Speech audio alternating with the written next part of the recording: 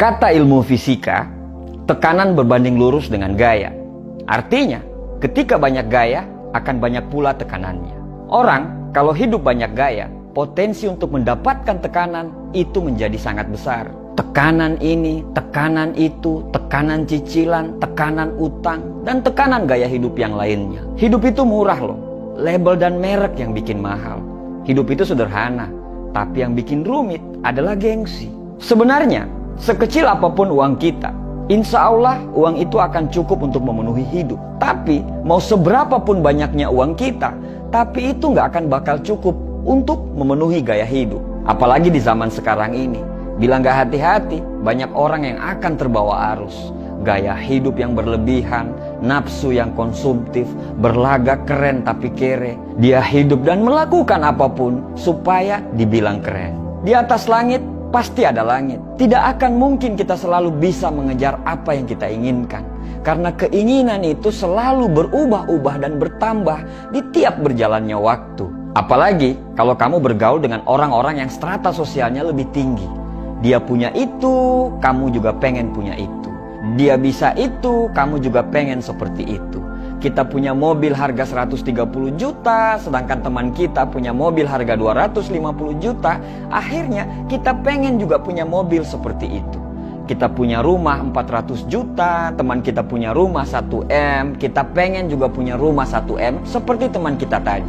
Kita liburan di kota sebelah, teman kita liburan ke negara sebelah. Kita pengen juga seperti itu. Bro, tidak akan pernah habis kalau selalu menuruti keinginan. Hidup kita itu tiap harinya tidak akan bakal tenang karena kita selalu merasa kurang. Akhirnya tingkat kesyukuran kita pun menjadi memudar.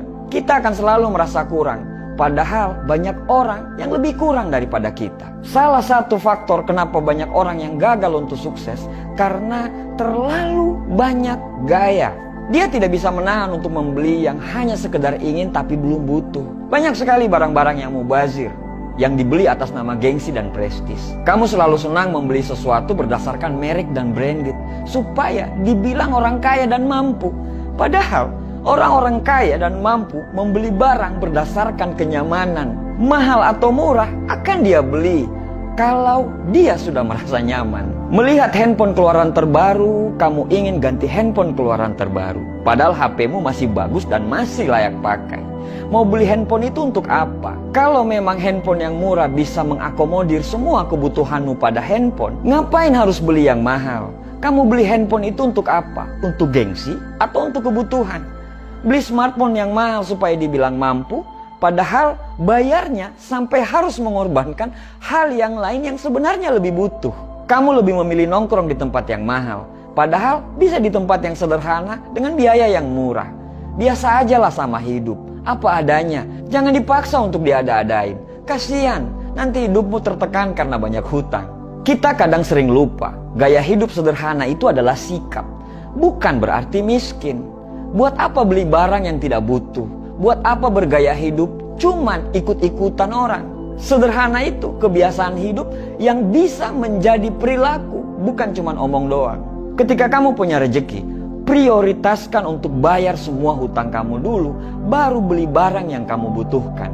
Jangan sampai kamu punya handphone yang mahal, barang-barang branded, tapi hutang ke orang lain belum dibayar. Punya hutang itu bisa membuat kamu hina di siang hari dan gelisah di malam hari.